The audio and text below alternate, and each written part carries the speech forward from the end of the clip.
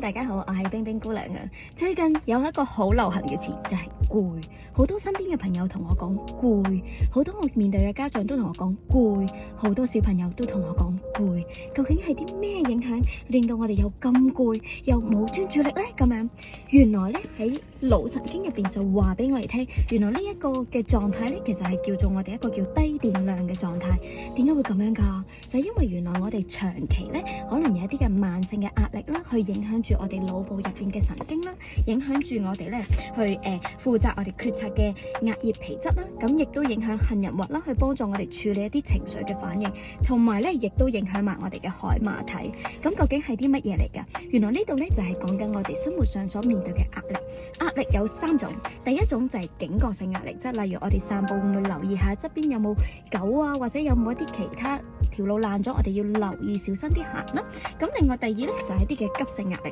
例如我哋係要即時要去處理嘅，係啦，即時要去做一啲反應嘅壓力啦。咁去到最後就係適應不良性嘅壓力啦，就係原來當呢一啲嘅壓力我哋都冇處理到，長期喺我嘅個腦嘅入邊咧，就會令到我哋好似對生活嘅嘢都冇乜興趣啊，就算瞓覺都覺得好攰嘅狀態。咁呢個就係我哋低電量嘅狀態啦。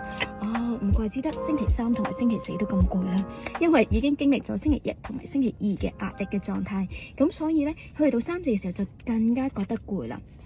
咁點算啊？我哋點樣去適應佢、管理佢，更加可以增加我哋面對壓力嘅韌性啦。咁樣，咁呢度咧都有教咗我哋一個 reboot 嘅一個嘅方法喎，就係咧去做一個叫做心理性嘅嘆息啊。當我哋可能感覺到自己有好多壓力喎，而令到自己好多嘢都好冇興趣啊，好多嘢咧都提唔起勁嘅時候咧，咁我哋就會做一個叫做心理性嘅嘆息。呢個嘆息咧點解啊？就係可以咧令到我哋透過呼吸，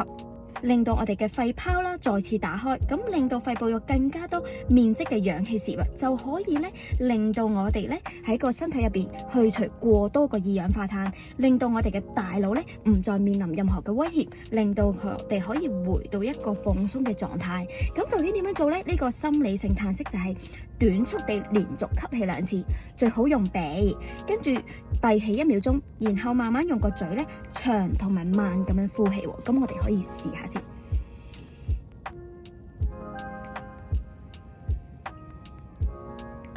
係啦，大家試咗，如果有用，歡迎再留言話俾我聽啦。如果有時候真係好忙，忙到都唔記得要唞氣啦，歡迎喺下邊留言唞氣，咁我就會將呢一個心理性嘆息咧變咗一個 wallpaper send 俾大家。呢個係照顧自己嘅第一個方法。如果大家再繼續想聽多啲嘅話，歡迎 follow 我啊，拜拜。